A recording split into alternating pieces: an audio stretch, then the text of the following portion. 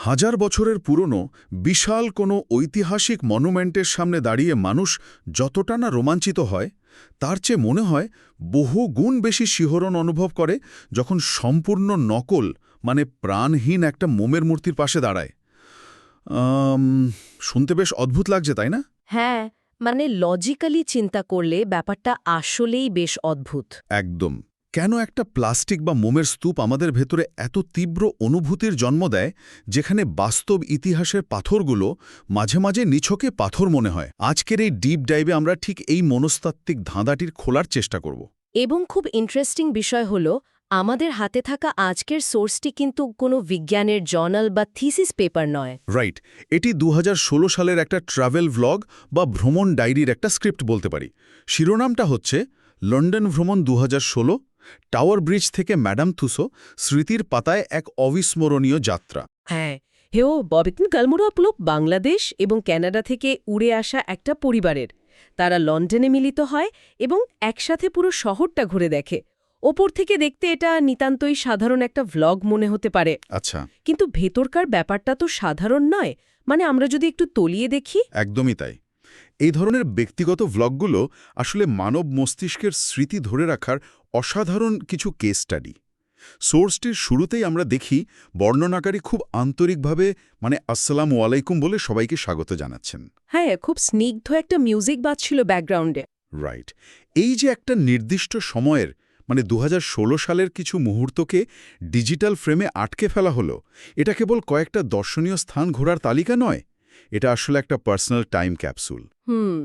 আচ্ছা, টাইম ক্যাপসুলের ধারণাটা যদি আমরা একটু ভেঙে বলি, আমি ব্যক্তিগতভাবে মনে করি মানুষ যখন নিজেদের পুরনো ভিডিও দেখে তখন তারা শুধু জায়গাটাকে দেখে না। একদম। তারা মূলত কি দেখে বলে আপনার মনে হয়? তারা ওই নির্দিষ্ট সময়ের নিজেদেরকেও নতুন করে আবিষ্কার করে। সোর্সটি ঘাঁটতে গিয়ে আমার যে বিষয়টা সবচেয়ে বেশি নজর কেড়েছে তা হল গন্তব্যে পৌঁছানোর চেয়ে যাত্রাপথ নিয়ে বর্ণনাকারীর প্রবল একটা উৎসাহ ছিল। হ্যাঁ, সাধারণত ট্রাভেল ব্লগে মানুষ তো সোজা গন্তব্যের কথাই বেশি বলে। ঠিক, কিন্তু এখানে লন্ডনের যাতায়াত ব্যবস্থা নিয়ে বিশাল আলোচনা। ডাবল ডেকার বাস, ট্র্যাম, আন্ডারগ্রাউন্ড ট্রেন থেকে শুরু করে টেমস নদীর ওপর দিয়ে ক্যাবল কারে ঘোরার রোমাঞ্চের কথা খুব বিস্তারিতভাবে উঠে এসেছে। এটা খুব সুন্দর একটা পয়েন্ট ধরেছেন। আমার প্রশ্নটা এখানেই, শুধু এক জায়গা থেকে অন্য জায়গায় যাওয়ার এই বাহনগুলো কেন একটা পারিবারিক ভ্রমণের এত বড় অংশ হয়ে উঠল? আচ্ছা, এর মনস্তাত্ত্বিক কারণটা লুকিয়ে আছে লিমিনাল স্পেস বা অন্তর্বর্তীকালীন স্থানগুলোর ধারণার মধ্যে। লিমিনাল স্পেস ট্রানজিশনের জায়গা। ক্যাবল কার এগুলো তো কোনো গন্তব্য নয়, এগুলো হলো পারাপারের জায়গা। যখন একটা পরিবার, বিশেষ করে যারা বাংলাদেশ এবং কানাডার মতো পৃথিবীর দুই প্রান্ত থেকে এসে লন্ডনে মিলিত হয়েছে, তারা যখন একসাথে এই বাহনগুলোতে ওঠে, তারা আসলে একটা শেয়ার্ড নভেলটির মধ্য দিয়ে যায়। শেয়ার্ড নভেলটি সবাই মিলে একসাথে নতুন কিছুর মুখোমুখি হওয়া। একদম তাই। অপরিচিত একটা শহরের আন্ডারগ্রাউন্ড ট্রেনের ম্যাপ বোঝা বা ক্যাবল কারে বসে নিচে বয়ে চলার টেমস নদী দেখা, এই ছোট ছোট চ্যালেঞ্জ বা বিস্ময়গুলো পরিবারের সদস্যরা কিন্তু একসাথে ভাগ করে নিচ্ছে। ও, আর ব্রেন তখন খুব অ্যালার্ট থাকে, তাই না? হ্যাঁ, মস্তিষ্ক এই সময় তীব্রভাবে সজাগ থাকে, কারণ চারপাশের পরিবেশটি একেবারে নতুন। আর এই সজাগ অবস্থায় প্রিয়জনদের সাথে কাটানো মুহূর্তগুলো মস্তিষ্কের মেমোরি সেন্টারে খুব শক্তভাবে গেঁথে যায়। দারুণ একটা ব্যাপার। তার বাহনগুলো এখানে শুধু যাতায়াতের মাধ্যম নয়, এগুলো হলো সম্পর্কগুলোকে নতুন করে ঝালিয়ে নেওয়ার একটা চলন্ত মঞ্চ। খুব সুন্দর বলেছেন, চলন্ত মঞ্চ। গন্তব্যে পৌঁছানোর আগেই আসলে মস্তিষ্ক স্মৃতি জমানোর কাজ শুরু করে দিয়েছে। রাইট। এরপর সোর্স আমাদের নিয়ে যায় লন্ডনের অন্যতম আইকনিক ল্যান্ডমার্ক টাওয়ার ব্রিজে। টেমস নদীর ওপর দাঁড়িয়ে থাকা এই ঐতিহাসিক সেতুটি বর্ণনায় একটা চমৎকার টুইস্ট আছে। টুইস্টটা কি? ওই আবহাওয়ার ব্যাপারটা। হ্যাঁ, সোর্সে বলা হয়েছে তারা যখন সেখানে পৌঁছান তখন হালকা বৃষ্টি পড়া শুরু হয়। বর্ণনাকারী বলছেন এই বৃষ্টি পুরো পরিবেশটাকে এতটাই রোম্যান্টিক করে তুলেছিল যে তাদের মনে হচ্ছিল তারা যেন সিনেমার কোনো দৃশ্যে আছেন। এখানেই আমার একটা বড়সড় খটকা আছে। আচ্ছা, কি রকম খটকা? দেখুন, বাস্তব জীবনে ভ্রমণে বের হয়ে বৃষ্টিতে পড়ার মতো বিরক্তিকর ব্যাপার আর কি হতে পারে? ছাতা সামলানো, কাদা, এসবের কথা বলছেন? একদম। ছাতা সামলানো, ছবি তোলার সমস্যা, ভেজা কাপড়, বেশিরভাগ মানুষের তো মনে হবে পুরো পরিকল্পনাটাই মাটি হয়ে গেল। অথচ এখানে সামান্য এই খারাপ আবহাওয়া বা বৃষ্টি মুহূর্তটিকে আরও নিখুঁত করে তুলল কিভাবে? এটা বেশ মজার একটা প্রশ্ন। এটা কি এমন যে মস্তিষ্ক ওই মুহূর্তে বাজে বিষয়গুলোকে ফিল্টার করে প্রকৃতিকে একটা সিনেম্যাটিক লেন্স হিসেবে ব্যবহার করছে? আপনার এই খটকাটা খুব যৌক্তিক। তবে এখানে মস্তিষ্ক বাজে বিষয়গুলোকে ফিল্টার করছে না, বরং পরিস্থিতিকে সম্পূর্ণ ভিন্নভাবে ডিকোড বা অনুবাদ করছে। আচ্ছা, কিভাবে? আমরা যাকে খারাপ আবহাওয়া বলি সেটা তো আসলে একটা সামাজিক ধারণা, কিন্তু স্নায়ুবিজ্ঞানের দৃষ্টিকোণ থেকে যদি দেখি, টাওয়ার ব্রিজের মতো একটা সুবিশাল, ঐতিহাসিক এবং অত্যন্ত দৃঢ় একটা স্থাপত্যের সামনে দাঁড়িয়ে থাকার অনুভূতিটা এমনিতেই বেশ গুরুগম্ভীর। হ্যাঁ, মানে একটা বিশালত্বর ব্যাপার আছে সেখানে। রাইট, মস্তিষ্ক সেই বিশালত্বকে প্রসেস করছে। ঠিক সেই মুহূর্তে প্রকৃতির সূক্ষ্ম, পরিবর্তনশীল এবং কোমল একটা স্পর্শ, মানে ওই হালকা বৃষ্টি যখন এসে মেশে, তখন সেখানে একটা তীব্র সেন্সরি কন্ট্রাস্ট বা ইন্দ্রিয়গত বৈপরীত্য তৈরি হয়। বিশালত্বের সাথে সূক্ষ্মতার বৈপরীত্য, বিষয়টা যদি আরেকটু খুলে বলেন। অবশ্যই, মানুষের মস্তিষ্ক কন্ট্রাস্ট বা বৈপরীত্য খুব পছন্দ করে। কঠিন পাথরের ব্রিজের সাথে নরম বৃষ্টির ফোঁটা, আর সাথে পরিবারের মানুষদের উষ্ণ উপস্থিতি, বুঝতে পারছি। এই সবকিছু মিলিয়ে মুহূর্তটা আমাদের প্রাত্যহিক জীবনের একঘেয়েমির চেয়ে এতই আলাদা হয়ে যায় যে মস্তিষ্ক একে সাধারণ রিয়ালিটির ফোল্ডারে রাখতেই পারে না। ওহ, আচ্ছা, মানে অবচেতন মন বিশ্বাস করে যে এতটা নিখুঁত আর আবেগঘন মুহূর্ত কেবল সিনেমার পর্দাতেই সম্ভব। একদম, এটিকে সাইকোলজিতে পিক এক্সপিরিয়েন্স বা চূড়ান্ত অভিজ্ঞতার মুহূর্ত বলা হয়, যেখানে পারিপার্শ্বিক অস্বস্তিগুলো, ওই যে ভিজে যাওয়ার কথা বললেন, সেগুলো বড় অনুভূতির কাছে ম্লান হয়ে যায়। ওয়াও, তার মানে প্রকৃতি নিজেই এখানে একটা প্যাটার্ন ব্রেক করে দিচ্ছে, যা মস্তিষ্ককে বাধ্য করছে মুহূর্তটাকে স্পেশাল হিসেবে ট্যাগ করতে। ঠিক তাই। কিন্তু এই যে আমরা প্রাকৃতিক এবং ঐতিহাসিক সৌন্দর্যের ভেতর দিয়ে একটা সিনেম্যাটিক বাস্তবতার কথা বললাম, এর ঠিক বিপরীত চিত্রটাই আমরা দেখি সোর্সের পরবর্তী অংশে। হ্যাঁ, ম্যাডাম তুসোরের অংশটাতে। রাইট, টাওয়ার ব্রিজ থেকে আলোচনা এবার মোড় নেয় সম্পূর্ণ এক কৃত্রিম, বদ্ধ এবং তৈরি করা জগতে। বিখ্যাত মোমের জাদুঘর ম্যাডাম তুসো। এবং এই অংশটি সোর্সের অন্যতম কৌতূহলোদ্দীপক একটা জায়গা। বর্ণনাকারী অত্যন্ত উচ্ছ্বাসের সাথে জানাচ্ছেন যে ভেতরে ঢোকার পর তাদের মনে হচ্ছিল যেন সত্যিকারের তারারা তাদের চারপাশে দাঁড়িয়ে আছেন। আর এখানেই শুরুতে বলা আমার সেই ধাঁধাটা আবার ফিরে আসে। সোর্সে খুব স্পষ্টভাবে মাধুরী দীক্ষিত, শাহরুখ খান, এমনকি ইন্দিরা গান্ধীর মতো ঐতিহাসিক ব্যক্তিদের মোমের মূর্তির কথা উল্লেখ করা হয়েছে। হ্যাঁ, একজন বক্সিং লেজেন্ডের পাশে দাঁড়িয়ে ছবি তোলার উত্তেজনার কথাও কিন্তু আছে সেখানে। রাইট। আমার প্রশ্ন হল, আমরা তো খুব ভালো করেই জানি যে শাহরুখ খান বা মাধুরী দীক্ষিত সেখানে দাঁড়িয়ে নেই। ওগুলো স্রেফ কিছু উন্নত মানের মোম এবং রঙের মিশ্রণ। একদম। আমরা সচেতনভাবে জানি যে ওগুলো নকল। তবুও কেন আমরা একটা নকল মূর্তির পাশে দাঁড়িয়ে এতটা রোমাঞ্চ অনুভব করি? আমরা কি স্বেচ্ছায় নিজেদের বোকা বানাই? না, আমরা নিজেদের বোকা বানাই না, বরং আমাদের মস্তিষ্কের ভিজুয়াল কর্টেক্স বা দর্শনেন্দ্রিয় আমাদের লজিক্যাল মস্তিষ্ককে সাময়িকভাবে ওভাররাইড করে বা থামিয়ে দেয়। আচ্ছা, লজিক কাজ করা বন্ধ করে দেয়। অনেকটা সেরকমই। ফরাসি দার্শনিক জা বুদ্রিয়ার একটা বিখ্যাত তত্ত্ব আছে, যাকে বলা হয় হাইপার রিয়ালিটি বা অতি বাস্তবতা। এটি এমন এক অবস্থা যেখানে নকল বা সিমুলেশন বাস্তবতার চেয়েও বেশি বাস্তব মনে হতে শুরু করে। মোমের মূর্তি বাস্তবের চেয়েও বেশি বাস্তব, এটা কিভাবে সম্ভব? একটু ভেবে দেখুন, আসল শাহরুখ খান বা মাধুরী দীক্ষিতকে কি বাস্তবে কখনোই এতটা কাছ থেকে দেখতে পাবেন? না, সেটা তো প্রায় অসম্ভব। সিকিউরিটি থাকবে, ভিড় থাকবে। রাইট, তাদের চারপাশে নিরাপত্তারক্ষী থাকবে, তারা হয়তো অন্যদিকে তাকিয়ে থাকবেন বা আলোর অভাব থাকবে। কিন্তু ম্যাডাম তুসোতে মূর্তিগুলোকে এমন নিখুঁত আলো, মেকআপ এবং ভঙ্গিমায় দাঁড় করিয়ে রাখা হয় যা আমাদের টিভিতে বা পর্দায় দেখা তারকাদের আইডিয়াল রূপের সাথে হুবহু মিলে যায়। ও, তার মানে আমাদের ব্রেন ওই পারফেক্ট ইমেজটার সাথেই কানেক্ট করে। একদম।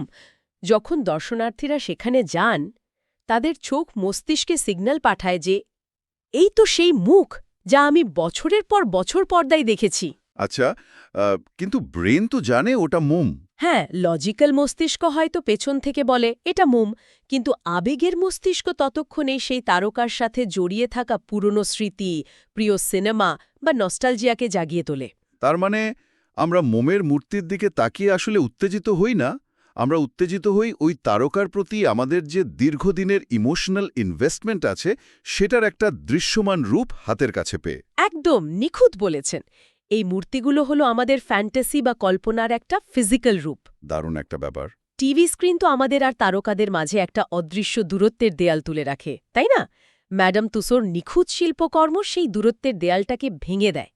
মূর্তিটি নকল হলেও সেটির পাশে দাঁড়িয়ে থাকা মানুষটার উত্তেজনা আর ফ্যানবয় মোমেন্টটা ১০০ ভাগ আসল। বিষয়টা সত্যিই অদ্ভুত সুন্দর। আমরা কৃত্রিম জিনিসের ভেতর দিয়েও আসল আবেগ তৈরি করতে পারি। আচ্ছা, এই পুরো সোর্সটি ঘাঁটতে ঘাঁটতে আমরা এমন একটা জায়গায় এসে পৌঁছেছি যেখানে এই ভ্রমণের আসল দর্শনটা লুকিয়ে আছে। হ্যাঁ, সোর্সের একদম শেষ দিকের মেসেজটা। রাইট। ভিডিওর বর্ণনাকারী খুব স্পষ্ট করে একটা কথা বলেছেন যা টাওয়ার ব্রিজ বা ম্যাডাম তুষোর জৌলুসকেও ছাপিয়ে যায়। তিনি বলেছেন, এই ভ্রমণ শুধু জায়গা দেখার জন্য ছিল না, এটা ছিল আমাদের পরিবারের সাথে কাটানো দারুণ কিছু সময়। এবং এটিই হলো এই পর্যালোচনার সবচেয়ে গুরুত্বপূর্ণ স্তর। একসাথে হাসাহাসি করা, ছবি তোলা আর নতুন জায়গা আবিষ্কার করার মাধ্যমেই যে স্মৃতিগুলো আজও এত জীবন্ত হয়ে আছে সেটা তিনি বারবার মনে করিয়েছেন। এতক্ষণ আমরা বাহ্যিক উদ্দীপনা নিয়ে কথা বললাম, ওই যে বৃষ্টি, স্থাপত্য, মোমের মূর্তি, কিন্তু এই সবগুলোর কেন্দ্রে রয়েছে মানুষের সম্পর্ক। এখানে আমি আপনাকে একটু থামাতে চাই আর একটা থট এক্সপেরিমেন্ট বা কল্পনা নির্ভর পরীক্ষা করতে চাই। আচ্ছা, বলুন। একটু ভেবে দেখুন তো, আমরা যদি পুরো গল্প থেকে টাওয়ার ব্রিজ, টেমস নদী, সেই সিনেম্যাটিক বৃষ্টি বা ম্যাডাম তুসোর শাহরুখ খান, মাধুরী দীক্ষিতকে পুরোপুরি সরিয়ে নিই। স্রেফ জায়গাগুলো সরিয়ে নিলে? হ্যাঁ, তাহলেও কি ২০১৬ সালের ওই স্মৃতির আবেদনটা ওই পরিবারের কাছে একই রকম স্পেশাল থাকত? এই বিখ্যাত জায়গাগুলো কি আসলে স্মৃতির মূল বিষয়, নাকি জায়গাগুলো কেবল প্রিয়জনদের সাথে নতুন স্মৃতি তৈরির একটা সুন্দর ব্যাকড্রপ বা থিয়েটারের মঞ্চ মাত্র? এটি একটা গভীর দার্শনিক প্রশ্ন, এবং এর উত্তর স্নায়ুবিজ্ঞানের ভেতরেই আছে। আচ্ছা, সেটা কিভাবে? আপনি যদি মানুষের স্মৃতির গঠন প্রক্রিয়া দেখেন, তাহলে জানবেন আমাদের মস্তিষ্কে অ্যামিগডালা নামের একটা অংশ আছে যা আবেগ নিয়ন্ত্রণ করে, আর হিপোক্যাম্পাস হলো আমাদের স্মৃতির স্টোরেজ বা হার্ড ড্রাইভ।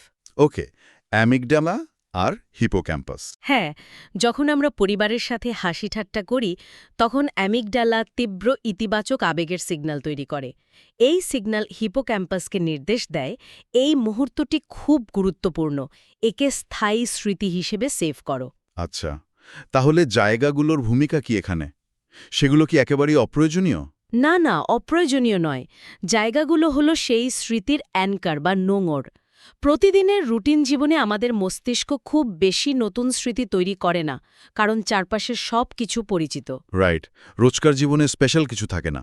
কিন্তু যখন বাংলাদেশ এবং কানাডা থেকে আসা পরিবারটি সম্পূর্ণ নতুন একটা পরিবেশে, ওই লন্ডনে ক্যাবল কারে বা মোমের জাদুঘরে একসাথে হাসছে, তখন মস্তিষ্ক সেই নতুন পরিবেশকে ব্যাকড্রপ হিসেবে ব্যবহার করে সম্পর্কগুলোকে নতুন আলোয় রেকর্ড করে। ওহ, তার মানে জায়গাগুলো গুরুত্বপূর্ণ কারণ তারা পরিচিত রুটিন ভেঙে দেয়, কিন্তু স্মৃতির প্রাণভোমরা হলো ওই মানুষগুলোই। একদম তাই। রুটিন ভাঙে বলেই সম্পর্কগুলো নতুন করে শ্বাস নেওয়ার সুযোগ পায়। আর এই জন্যই ২০১৬ সালের একটা সাধারণ ট্রিপ আজও এতটা জীবন্ত রয়ে গেছে। খুব সুন্দর করে ব্যাখ্যা করেছেন। সোর্সের একদম শেষে, আউট্রো অংশে, আমরা ভ্লগিং কালচারের খুব পরিচিত একটা ধারা দেখতে পাই। বর্ণনাকারী বলছেন, ভিডিওটি ভালো লাগলে লাইক, কমেন্ট ও সাবস্ক্রাইব করতে ভুলবেন না। হ্যাঁ, ইউটিউবের চিরচেনা ডায়লগ। রাইট। এরপর তিনি নতুন কোনো ভ্রমণের গল্প নিয়ে আবার ফিরে আসার প্রতিশ্রুতি দেন। এই যে ডিজিটাল মাধ্যমে নিজেদের স্মৃতিগুলোকে ধরে রাখা এবং বিশ্বের সবার সাথে তা উন্মুক্ত করে দেওয়া, এটি আমাদের বর্তমান সময়ের মনস্তত্ত্বের একটা বড় অংশ। একদম। আগে মানুষ ডায়েরি লিখত, যা সযত্নে ড্রয়ারে তালাবদ্ধ থাকত। এখন মানুষ ভ্লগ বানায়। কিন্তু পেছনের কারণটা কি একই? ডিজিটাল মিডিয়া আমাদের সেই নিশ্চয়তা দেয় যে আমাদের অস্তিত্বের, আমাদের আনন্দের এই মুহূর্তগুলো হারিয়ে যাবে না। মানে ২০১৬ সালের এই পারিবারিক পুনর্মিলনীর হাসি ঠাট্টাগুলো ইন্টারনেটের আর্কাইভে চিরস্থায়ী হয়ে গেল। হ্যাঁ, তারা যেন ডিজিটাল অমরত্ব পেয়ে গেল। আমরা এতক্ষণ ধরে দেখলাম কিভাবে লন্ডনের পরিবহন ব্যবস্থায় পরিবারের একসাথে পারাপার একটা শেয়ার্ড নভেলটি তৈরি করে। আমরা দেখলাম টাওয়ার ব্রিজের বৃষ্টি কিভাবে রিয়ালিটির চেয়েও বেশি সিনেম্যাটিক হয়ে ওঠে। আর ম্যাডাম তুসোর মোমের মূর্তি কিভাবে আমাদের কল্পনার তারকাদের ছুঁয়ে দেখার অবাস্তব রোমাঞ্চ দেয়। রাইট।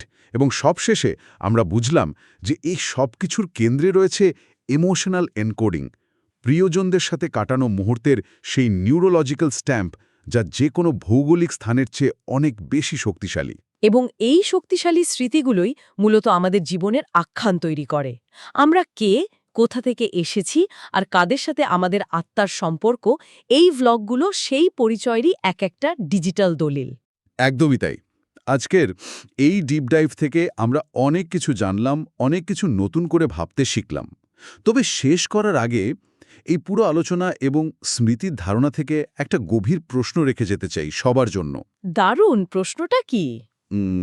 যখন মানুষ কয়েক বছর পর নিজেদের রেকর্ড করা কোনো পুরনো ভ্রমণ ভিডিও বা ছবি দেখে, তখন কি তারা সত্যি ওই নির্দিষ্ট জায়গাগুলোর কথা মনে করে, নাকি তারা মূলত সেই হারিয়ে যাওয়ার সময়টাতে ফিরে যায় যখন তারা ওই নির্দিষ্ট বয়সের নির্দিষ্ট অনুভূতির একজন মানুষ ছিল? খুব সুন্দর একটা ভাবনা। ক্যামেরার লেন্স বা ডিজিটাল মাধ্যমগুলো কি আসলে আমাদের অতীতকে হুবহু বাঁচিয়ে রাখে, নাকি আমাদের অতীতকে কাটছাঁট করে নিখুঁত করে একটা নতুন আর সুন্দর গল্পে রূপান্তর করে? মানে মেমোরিটা কতটা আসল আর কতটা বানানো, তাই তো? ঠিক তাই। ডিজিটাল মেমোরি কি বাস্তবতার আয়না, নাকি আমাদের নস্টালজিয়ার তুলিতে আঁকা এক মায়া? এই প্রশ্নটি সবার ভাবনার জন্য উন্মুক্ত থাকল। আজকের মতো ডিপ ডাইভ এখানেই শেষ করছি। অগণিত স্মৃতির ভিড়ে আপনাদের প্রতিটি যাত্রাই হোক অর্থবহ।